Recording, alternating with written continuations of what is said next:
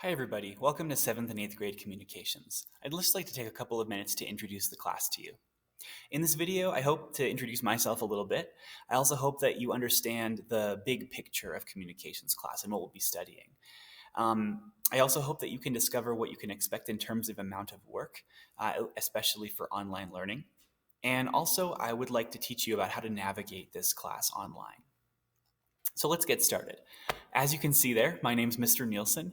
I teach communications and 8th grade Bible here at Rehoboth, and this is my 4th year of teaching at this school. It's my 9th year of teaching in my whole teaching career. And I've been in middle school all of those years, and I love it. I love teaching middle school. I love my subject area. I love reading and writing and communication.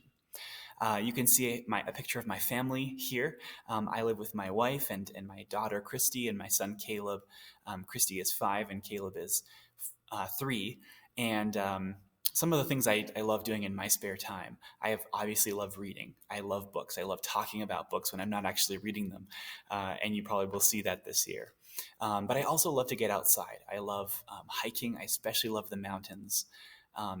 And I also really, really enjoy disc golf, which you may or may not have heard of as an activity. So that's a little bit about me. I hope to get to know you better this year, and I hope that you get to know me as well. So let's talk about communications class, what this class is all about. Well, parents and students alike, I want you to know that I have a deep hope for you as a result of being in this class. This is like my vision for the future for you that I might be able to play a little bit of role in. So here it is. My deep hope as a teacher is that my communications students will be equipped with the language skills they need in order to, first of all, know and love God. That's my big hope for them. But also, second of all, I really want my students to be able to thrive in their place in God's story. And I'm hoping for most of them that story is going to include high school and then college and then whatever career they're in. But my goal is that they'll be equipped with the language skills to thrive wherever their storyline takes them. And lastly, I want my students to be equipped to be able to use their voices to speak for others. So we'll talk more about what that means this year, but let's talk about specifically the content for this class. We'll be studying the 4 main domains of communication.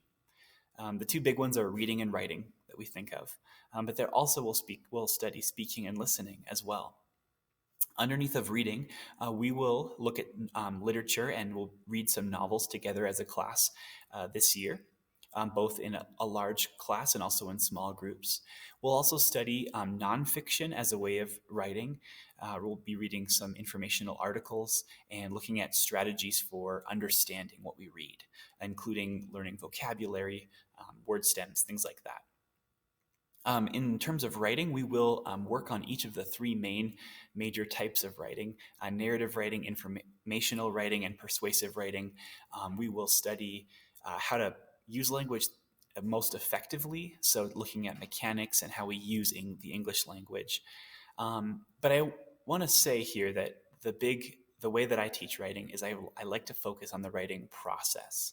A lot of times people at the beginning of the year are worried that I grade on spelling. Do you grade on spelling, Mr. Nielsen? And I'll say that I don't. What I do grade on is looking at how to improve a piece of writing. So if you misspelled a word, can you make a second draft where you spelled that word correctly? And can you figure out how to spell it correctly? Can you use tools around you? And so to me, that's much more important than knowing how to write it perfectly the first time. So I want to put you at ease.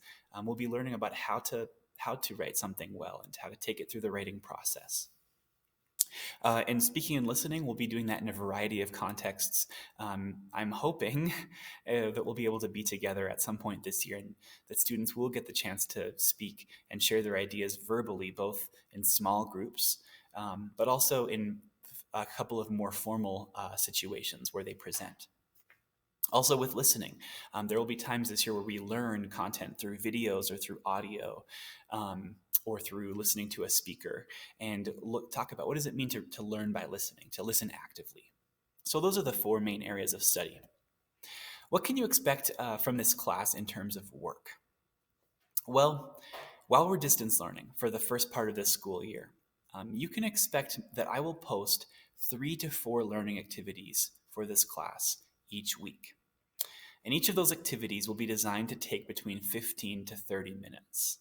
So if you total that all up, you can expect that for communications class, you'll probably have somewhere from an hour and a half to 2 hours of work each week.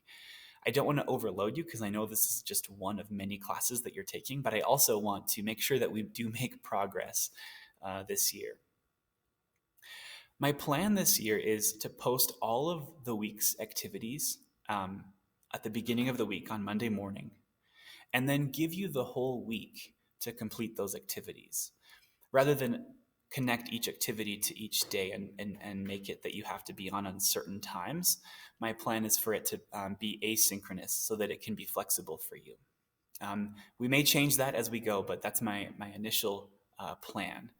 And that all of those 3 or 4 activities for that week would be due at the end of the day, Saturday, so that you could plan your week out and you can maybe get it all done at once if you want to, or you can do it whatever way that works best for you. Stay tuned about this. We're still sort of all learning how it's going to look this year. All right, the last thing I want to go over is a really, really important guidance about how to navigate this class online, because I know that you're going to have a lot of different teachers and we'll all probably do things a little bit differently. So I want you to know for this class that all class lessons, all material, all assignments, all instructions are going to be posted on the Distance Learning website. And you can see on this little computer screen here, when you go to the Distance Learning website, first you come to this homepage. This is RCS Middle School. But if you click on Communications at the top, it'll take you to the Communications page. And there you're going to have all of the instructions for each activity of the week. Okay, and you can see in the bottom left-hand corner the address for the site. It's sites.google.com/rcsnm.org/7-8. Now that's pretty long to type in every time, so I would recommend go there once and bookmark that page. It's going to be really, really important for this distance learning. Now we will use a couple of other apps as well, and those are Seesaw and Google Classroom. Seesaw is sort of like an online notebook. It's going to take the place of a regular composition book, and it's going to be the place where we keep notes and do drafts of writing and things like that. And I will definitely be planning to teach you how to use that.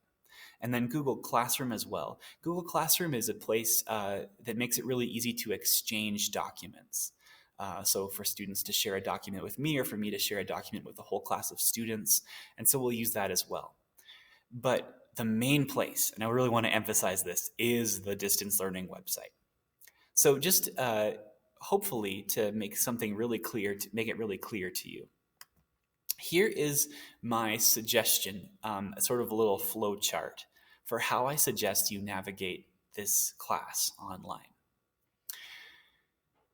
Every single time you are checking in on communications, and I would recommend that you check every day of the week, Monday through Friday.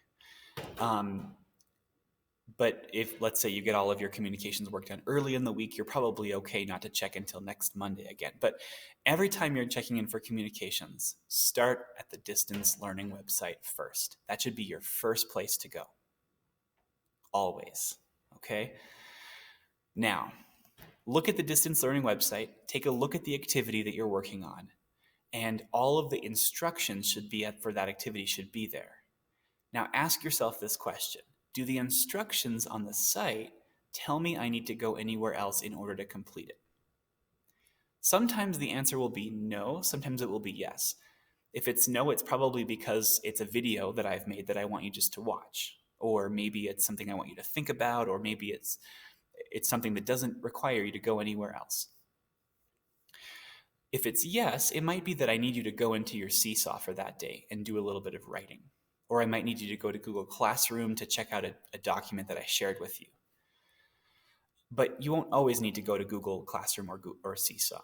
So if it's no, then you can just complete the instructions right there on the website, watch the video or whatever it is, and you're done.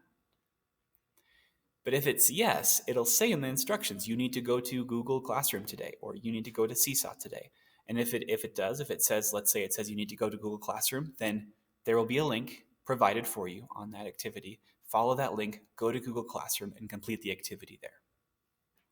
If it says go to Seesaw, there will be a link to Seesaw, and go into Seesaw and complete the activity there. What I want you to see is that every single time, start with the website. You don't have to check Google Classroom every day. You don't have to check Seesaw every day. You will only have to check those places if it tells you you need to on the class website, on the distance learning website. So make that the place that you check. Make that the place that guides your learning. These other places are just tools that we will sometimes use. I hope that makes it clear, and I hope it simplifies it in your mind that you don't have to check 3 different places every single day. Just go with the distance learning website. Start there every time and follow the directions. Now, you may still have questions sometimes, and that's totally okay. I want you parents and you students to be able to get in touch with me whenever you need to. The hours that I'm going to try and keep available, especially in these first 3 weeks, are 8 a.m. to 4 p.m. Now, I know that doesn't always work for everybody, and so if you need me to be available to you at a later hour, something like that, just please do communicate that with me. Now, once we move into doing some in person, and I sometimes have students with me during the day, I will communicate with you the hours that distance learning students can still get a hold of me, because that will change a little bit once we move into the hybrid model. But for now, plan on me being available Monday through Friday, 8 a.m. to 4 p.m. Now, if you send me an email or you try and call me at 4 o'clock p.m. on a weeknight, know that probably I won't get back to you until the next morning with an answer to your email. Okay? I just want to set that expectation up from the beginning. But I do try and reply as quickly as I can with emails. And I really want to be available to you. You can see my email address is right there, pnielsen@rcsnm.org. Also, you can call or text me as well, 505-906-6810. And last but not least, I do like connecting with students one-on-one or in small groups. And so if you have a question and you'd like to have that personal connection, we're very much welcome to use Google Meet, and we can video chat. One great thing about Google Meet is that I can share my screen with you. And so if there's something you can't find, I can actually share my screen with you and show you how to do it on my screen. And then you can see it, and then you can follow what I'm doing. So Google Meet, just get a hold of me through calling or texting, and then we'll set up a Google Meet, and then we'll screen share, and we'll video chat that way. So those are all different ways you can get a hold of me. That's it. Thank you for bearing with me. I'm excited for this year, a little nervous, probably the same as you, but I think it's going to be a great year, and I'm excited to learn along with you. Thanks.